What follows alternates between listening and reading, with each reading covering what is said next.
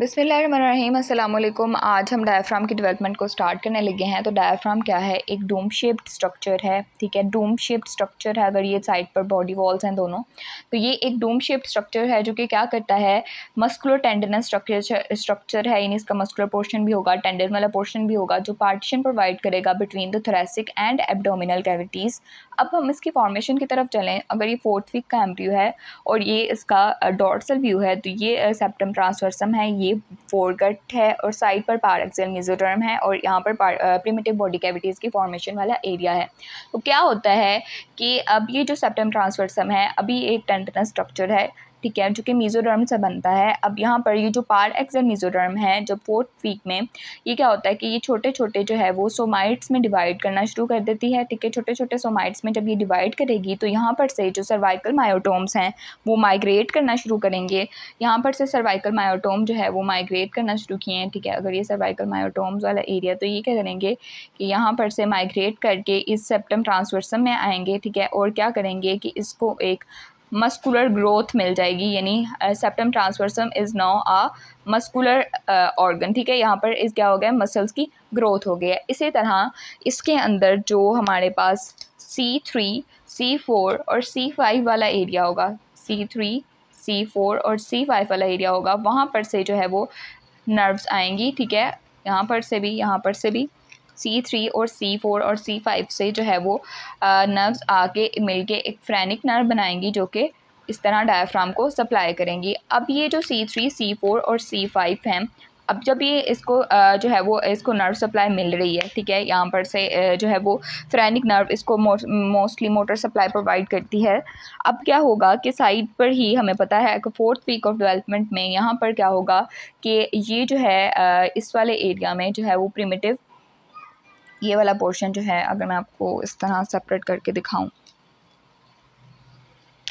तो यहाँ पर क्या होगा कि ये वाला जो इतना एरिया है ये बन जाएगा प्रिमिटिव पेरिकार्डियल कैविटी का। जो मैंने आपको, अगर आपने पिछली वीडियोस में देखी तो वो देखें, आपको समझ आ जाएगी कि कैसे इंट्राएम्ब्रियोनिक सिलोम जो है वो further pericardial cavities, primitive peritoneal और प्लूरल कैविटीज़ में डिवाइड करता है। तो यहाँ पर पेरिकार्डियल कैविटी होगी और नीचे जो है वो पेरिटोनियल कैविटी होगी, और इन दोनों के दरमियान जो है वो प्लीरोपेरिटोनियल फोल्ड्स जो है, प्लीरोपेरिटोनियल कैनाल बनेगी पहले, ठीक है। प्लीरोपेरिटोनियल, अब ये एक साइड का व्यू है, ठीक है, ये प्लीरोपेरिटोनियल कैनाल है अगर, ठीक है, ये प्लीरोपेरिटोनियल कैनाल वाला पोर्शन है, प्लीरोपेरिटोनियल कैनाल। अब यहाँ पर क्या होगा कि जब फोरगट से ही साइड पर, अभी हम सब डायफ्राम की डेवलपमेंट स्टार्ट कर रहे हैं, तो ये सारा प्रोसीजर जो है वो साइड बाय साइड चल रहा है। अब यहाँ पर से फोरगट से क्या होगा, लेरेंजियोट्रेकियल डिवर्टिकुलम जब डेवलप होगा, और लेरेंजियोट्रेकियल डिवर्टिकुलम से जो है वो लंग बड्स की फॉर्मेशन जो है वो स्टार्ट हो जाएगी। लंग बड्स की फॉर्मेशन जब स्टार्ट होगी तो यहाँ पर जो फोल्ड्स, क्रेनियल रिजेस इस प्लीरोपेरिकार्डियल कैनाल के अंदर क्या होगा, जो है वो रिजेस बनना शुरू हो जाएंगे, फोल्ड्स बनना शुरू हो जाएंगे। तो यहाँ पर प्लीरोपेरिटोनियल फोल्ड बनेगा इधर, जो कि इसको सेपरेट करेगा प्लीरल कैविटी से, और इधर पेरिकार्डियो, ठीक है, प्लीरोपेरिकार्डियल फोल्ड्स बन जाएंगे जो कि इसको पेरिकार्डियल कैविटी से सेपरेट करेंगे। तो ये जो प्लीरोपेरिटोनियल फोल्ड है ये ग्रो करना शुरू हो जाएगा, नेक्स्ट आगे को ग्रो करेगा, ठीक है। ये वाला प्लीरोपेरिटोनियल फोल्ड इस तरह ग्रो करेगा। इसी तरह अगर ये एक साइड का एम्ब्रियो है, यानी आपको ये बायलैटरल व्यू तो नहीं नज़र आ रहा है, यानी एक पोर्शन नज़र आ रहा है, इसी तरह दूसरी साइड पर भी क्या होगा कि ये प्लीरोपेरिटोनियल फोल्ड ग्रो करेंगे। अगर मैं आपको इसको कट करके इसका जो है वो ट्रांसफर्स व्यू दिखाऊं तो अब आपको ज़्यादा बेहतर अच्छे से समझ आ जाएगी। तो ये देखें, ये हमारे पास है सेप्टम ट्रांसवर्सम, ठीक है, ये सेप्टम ट्रांसवर्सम है और ये प्लीरोपेरिटोनियल फोल्ड्स हैं, और यहाँ पर हमारे पास है डॉर्सल मेसेंट्री ऑफ ओसोफेगस।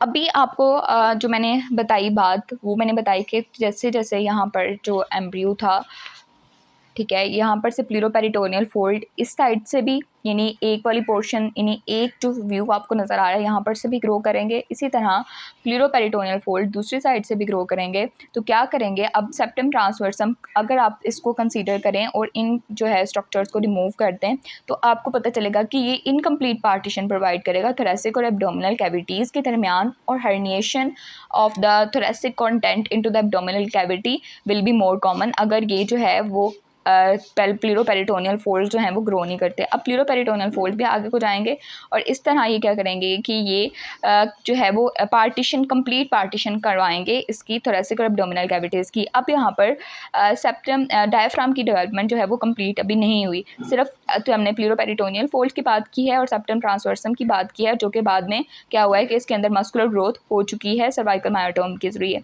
अब यहाँ पर आपको फोर गट वाला पोर्शन नज़र आ रहा था, लेरेंजियल ट्रेकियल डिवर्टिकुलम से लंग बर्ड्स की फॉर्मेशन होना शुरू हो गई थी। इसी तरह फोर गट वाले पोर्शन से नेक्स्ट क्या होगा कि ओसोफेगस की डेवलपमेंट भी होना शुरू हो जाएगी, ओसोफेगस से आगे स्टमक की, स्टमक से आगे ड्यूडेनम में। अब क्या होगा कि यहाँ पर जो सेप्टम ट्रांसवर्सम वाला पोर्शन है, यहाँ पर तो ओसोफेगस वाला एरिया आ रहा है, तो यहाँ पर डोर्सल मेसेंट्री ओसोफेगस की भी प्रेजेंट होगी, जो कि क्या करेगी, डायफ्राम की फॉर्मेशन में अपना रोल प्ले करेगी। अब यहाँ पर डोर्सल मेसेंट्री ऑफ ओसोफेगस भी अपना रोल प्ले करेगी। अब ऊपर क्या हो रहा है, लेरेंजियो ट्रेकियल डिवर्टिकुलम से क्या हो रहा है, उसके कॉर्डल एंड से हमें पता है क्या हो रहा है, लंग बर्ड्स बन रही हैं। ठीक है, लंग बर्ड्स की जब ग्रोथ होगी तो क्या होगा, ये जो लेटरल बॉडी वॉल है ये क्या करेगी, समहाउ एक्सटेंड करेगी साइड के ऊपर। यानी ये जो लेटरल बॉडी वॉल है ये अगर पहले इस तरह थी तो ये जो है वो थोड़ी आगे की तरफ जो है वो चली जाएगी, यहाँ पर भी थोड़ी आगे आ जाएगी और यहाँ पर भी थोड़ी सी आगे की तरफ इसका जो नहीं इस तरफ से थोड़ी आगे को एक्सटेंड कर जाएगी due to the growth of the these lung birds.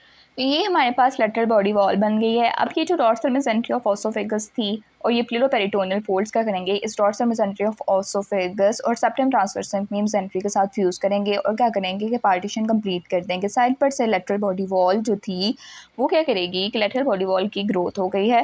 ठीक है, लेटरल बॉडी वॉल बन गई है, वो भी कंट्रीब्यूट करेगी towards the formation of the complete partition between the diaphragm.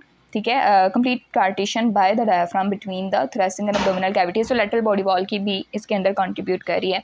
अब उसके साथ ही क्या होता है कि यहाँ पर से जो सेप्टम ट्रांसवर्सम था अभी इसके अंदर जो है वो हमें पढ़ा था कि क्या हो गया, मस्कुलर ग्रोथ हो चुकी है इसके अंदर। इसी तरह इसी सेप्टम ट्रांसवर्सम से के अंदर जो मस्कुलर ग्रोथ हो चुकी है, यहाँ पर से जो है वो मायोब्लास्ट की माइग्रेशन होगी towards the oesophagus, towards the pleuroperitoneal folds, towards the lateral body wall. ठीक है, क्या होगा, मसल्स की ग्रोथ होगी और अगेन ये जो सेप्टम ट्रांसवर्सम है वो एक टेंडनस पोर्शन बन जाएगा, यानी मस्कुलर ग्रोथ इसके अंदर से फिर से ख़त्म हो जाएगी। ठीक है, ये रेड कलर का पोर्शन जो है वो सारा ख़त्म हो जाएगा, दोबारा ये टेंडनस स्ट्रक्चर बन के रह जाएगा और साइड पर जो है वो मस्कुलर ग्रोथ जो है वो इसके अंदर प्लूरोपेरिटोनियल मेम्ब्रेन यानी फोल्ड के अंदर और ओसोफेगस और लेटरल बॉडी वॉल के अंदर हो गई है। अब साथ ही जो इसका ऊपर वाला पोर्शन है वो तो परसिस्ट करता है, नीचे से लीवर भी तो राइट साइड पर बन रहा होगा ना। ठीक है, तो क्या होगा कि जो है वो लीवर बर्ड की फॉर्मेशन होगी इसके लोअर पोर्शन के अंदर। ठीक है, अगर फॉर एग्जांपल ये है लीवर बर्ड, इसके लोअर पोर्शन के अंदर लीवर बर्ड की जो है वो फॉर्मेशन जो है वो होगी, तो इट मीन्स टू से कि सेप्टम ट्रांसवर्सम लीवर बर्ड का भी एक पोर्शन जो है वो इन्वेड करता है। तो बाकी जो पोर्शन है नीचे वाला सारा इतना वाला ये सारा पोर्शन जो है वो रिमूव हो जाएगा, ये सारा पोर्शन जो है वो ख़त्म हो जाएगा और ये लीवर बर्ड वाला पोर्शन जो है वो रह जाएगा। बाद में क्या होगा कि फेल्सिफॉर्म लिगामेंट जो है वो बनेगा। बाकी सारी चीज़ें हम जो है वो बाद में डिस्कस करेंगे, अभी हमने आप सिर्फ डायफ्राम की फॉर्मेशन तक रहना है। और यहाँ पर से जब मसल्स की ग्रोथ हो रही होगी तो क्या होगा, जब मसल्स की ग्रोथ होगी तो इस डोर्सल मेसेंट्री ऑफ ओसोफेगस के अराउंड भी जो है वो मसल्स की ग्रोथ हो रही है, तो ये क्या करेगी कि क्रूरा ऑफ डायफ्राम जो है वो ये जो है मायोब्लास्ट की माइग्रेशन हो जाएगी जब इसके अंदर डोर्सल मेसेंट्री ऑफ ओसोफेगस के अंदर, तो it will contribute towards the formation of the crura of the diaphragm which is a leg like pair. ठीक है, leg like pair of diverging muscle bundle. अब ये चीज़ सारी फॉर्मेशन जो है वो डायफ्राम की 9 to 12 वीक में जो है वो लंग्स और प्लूरल कैविटीज़ जब इनलार्ज करती हैं लेटरल बॉडी वॉल में, तो फिर जो है वो लंग बर्ड्स जब इनलार्ज करेंगे लेटरल बॉडी वॉल एक्सपैंड करेगी और क्या होगा कि बाद में जो लेटरल बॉडी वॉल है ये क्या करेगी, स्प्लिट करेगी। ठीक है, क्या करेगी, ये स्प्लिट करेगी। ठीक है, एक एक्सटर्नल लेयर में स्प्लिट कर लेगी। ठीक है, एक एक्सटर्नल लेयर में स्प्लिट करेगी जो कि एब्डोमिनल वॉल बना देगी। ठीक है, और एक इंटरनल लेयर बनाएगी। ये जो एक्सटर्नल लेयर होगी ये क्या करेगी कि एब्डोमिनल वॉल बना देगी। ये जो मैंने आपको दिखाई है साइड पर, ये क्या है, इसकी एक्सटर्नल लेयर, और जो इसकी इंटरनल लेयर होगी it will contribute towards the formation of the peripheral parts of the diaphragm. बाद में जब लंग्स की मज़ीद एक्सपेंशन होगी, ठीक है, मज़ीद इसकी फॉर्मेशन होगी, प्लूरल कैविटीज़ बॉडी वॉल में मज़ीद एक्सपैंड करेगी, तो यहाँ पर क्या होगा, एक रफ सा, ठीक है, अगर ये एक्सपैंड हो गया तो लेटरल बॉडी वॉल में एक रफ सी कॉस्टोडायफ्रैग्मेटिक रिसेस इस तरफ भी बन जाएगी और इस तरफ भी एक कॉस्टोडायफ्रैग्मेटिक रिसेस बन जाएगी, और बाद में क्या होगा कि ये कॉस्टोडायफ्रैग्मेटिक रिसेस जो है वो बर्थ के बाद जो है वो आहिस्ता आहिस्ता जब लंग्स की इंस्पिरेशन एक्सपिरेशन करेंगे वो, तो ये जो है वो कॉस्टोडायफ्रैग्मेटिक रिसेस अल्टरनेटिवली स्मॉलर होती जाएगी।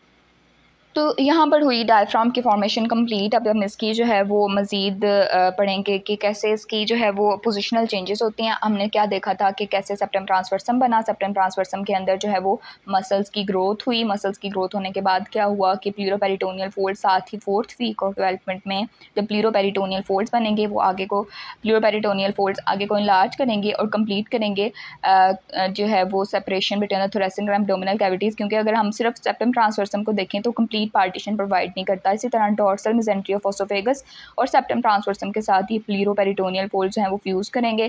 साथ ही जब लंग्स और प्लूरल कैविटीज़ बनना शुरू होंगी तो ये लेटरल बॉडी वॉल जो है वो साइड पर एक्सपैंड की थी और क्या बना था, लेटरल बॉडी वॉल स्प्लिट कर गई थी एक एक्सटर्नल लेयर में जो कि क्या बना रहा था, एब्डोमिनल वॉल, और एक इंटरनल लेयर जो कि डायफ्राम का पेरिफेरल पार्ट बना रही थी। उसके बाद क्या हुआ था कि लीवर बर्ड भी सेप्टम ट्रांसवर्सम के अंदर इन्वेट कर दी। बाकी पोर्शन जो है वो सेप्टम ट्रांसवर्सम का ख़त्म हो गया था। ठीक है, अब यहाँ पर ये अगर मैं आपको इसका रफ सा स्ट्रक्चर दिखाऊं तो ये इस तरह रह जाएगा। सेप्टम ट्रांसवर्सम का पोर्शन जो है वो ये नीचे से ख़त्म हो गया। ठीक है, ऊपर वाला पोर्शन जो है वो ये इसने लंग बर्ड को लीवर बर्ड को इनक्लोज किया और इस तरह बस ये वाला पोर्शन रह जाएगा। साइड पर क्या होगा, प्लूरोपेरिटोनियल फोल्ड्स बन गए हैं। ठीक है, लेटरल बॉडी वॉल जो है वो बन गई है और क्या होगा कि साइड पर कोस्टोडायफ्रैग्मेटिक रिसेस भी बन गई है और यहाँ पर डॉर्सल मेसेंट्री ऑफ ओसोफेगस भी बन चुकी है। अब पोजिशनल चेंजेस ऑफ डायफ्राम की बात करें तो अगर मैं आपको यहाँ पर दिखाऊँ, ठीक है, लेट्स वेट अ सेकंड, तो ये क्या है, ये मैंने आपको दिखाया था यहाँ पर सेप्टम ट्रांसवर्सम है। सेप्टम ट्रांसवर्सम को जो है ये अभी सर्वाइकल रीजन में है। तो सेप्टम ट्रांसवर्सम 3rd और 5th सर्वाइकल सोमाइट्स के एग्जैक्टली ऑपोजिट होता है एट 4th वीक में ये बिल्कुल एग्जैक्टली ऑपोजिट होता है 3rd और 5th सर्वाइकल सोमाइट्स के अंदर। उसके बाद 5th वीक में क्या होता है, 5th वीक में ये जो सर्वाइकल सोमाइट्स मैंने आपको मायोटोम्स बताए थे ना, ये क्या करते हैं, मायोब्लास्ट जो हैं वो सोमाइट्स से माइग्रेट करते हैं इनटू द सेप्टम ट्रांसवर्सम। ठीक है, और रैपिड ग्रोथ होती है किसकी, बॉडी की, ऑफ डायफ्राम की। तो क्या करता है डायफ्राम, क्या होता है नीचे डिसेंड, क्या होता है कि 4th वीक में जो डायफ्राम है वो नीचे डिसेंड कर गया। 6th वीक में थोरेसिक सोमाइट्स के लेवल पर होता है और 8th वीक में वो लंबर वर्टिब्रा के लेवल पर होता है। उसके बाद जो 4 पार्ट्स हैं डायफ्राम के वो ये सारे आपस में क्या होता है कि फ्यूज़ कर जाते हैं और उसके बाद क्या होता है कि मायोब्लास्ट होते हैं वो डिफ्रेंशिएट कर जाते हैं स्केलेटल मसल ऑफ डायफ्राम के अंदर, और जो फेरेनिक नर्व है वो उसको सेंसरी नर्व सप्लाई पास प्रोवाइड कर रही होती है। अब फेरेनिक नर्व जो है वो फाइब्रस पेरिकार्डियम से पास होती हुई डायफ्राम तक आती है। तो इट मीन्स टू से कि it also supplies the fibrous pericardium. अब जो इसके पेरिफेरल पार्ट्स थे उसको क्या सप्लाई करती है, लोअर इंटरकोस्टल नर्व्स। अब देखें लेटरल बॉडी वॉल जो है वो साइड्स पर से डेवलप कर रही थी लोअर इंटरकोस्टल वाले रीजन से। तो इट मीन्स टू से कि लोअर इंटरकोस्टल नर्व्स जो हैं वो इसके पेरिफेरल पार्ट्स को सप्लाई करेंगी। अब इसकी जो अडल्ट के अंदर लेंथ होती है वो होती है 30 सेंटीमीटर। आई होप सो कि आपको डायफ्राम की डेवलपमेंट समझ आ गई होगी। अगर आपको कोई क्वेरी हो, कोई क्वेश्चन को समझ ना आई हो डायफ्राम की डेवलपमेंट के बारे में तो आप मुझसे पूछ सकते हैं। Thanks for watching.